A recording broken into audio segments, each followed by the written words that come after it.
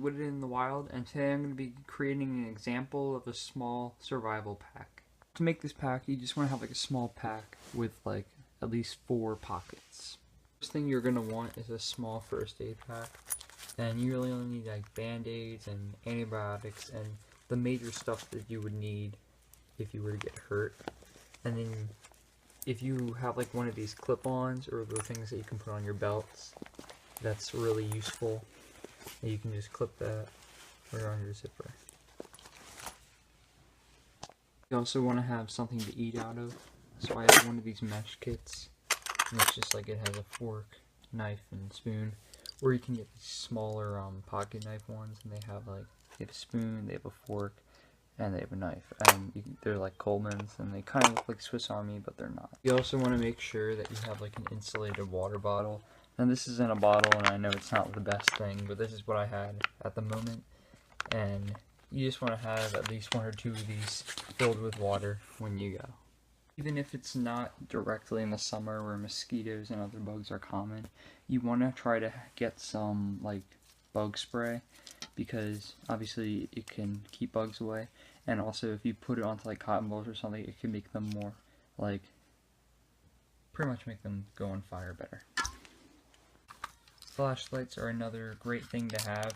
I prefer the crank kind because they don't run out of battery, but you can also get battery flashlights. Just make sure that you have some batteries to go with them. Next, you want to have a fire starter of some kind. So I just have a flint and steel, and I didn't have the steel piece, but you can also use your knife to just swipe along, so that's very useful if you don't have matches or something like that. So you also want to get a good knife to bring with you. This is the official Boy Scouts pocket knife, or you can also get the standard Swiss Army knife, and these go for under $30 usually. You not think of this, but you kind of want to have some sunglasses.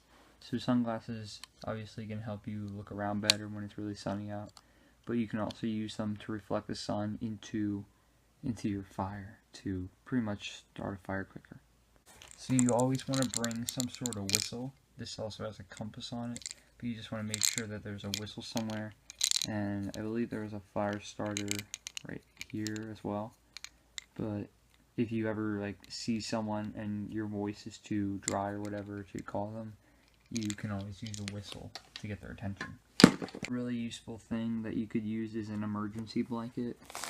And these are like really compact, so they're really easy to store, but when you open them they just fold out like a normal blanket, and they can conserve your heat, so they're really useful to have. You can also make shelters out of them. First thing you want to have is some paracord, and if you have like a paracord bracelet, that's okay too.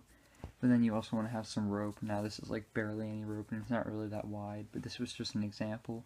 But you want to have at least 4 feet of rope. Another really important thing to get is a hatchet or an axe of some kind, and these are really useful because you can't really chop firewood with a knife, so you want to have something like this. And you can also use this as a hammer to bang in your shelter or whatever. I don't know what you would use with it, but you know, you can find something to use with it.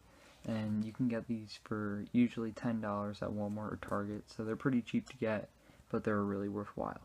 So that's pretty much it. You also want to try to get some dry fruit or some non-perishable food whenever you go on a hike, and always tell people that you're going out, even if it's just a small hike, because you never know when you get lost and you need somebody to know that you were out there.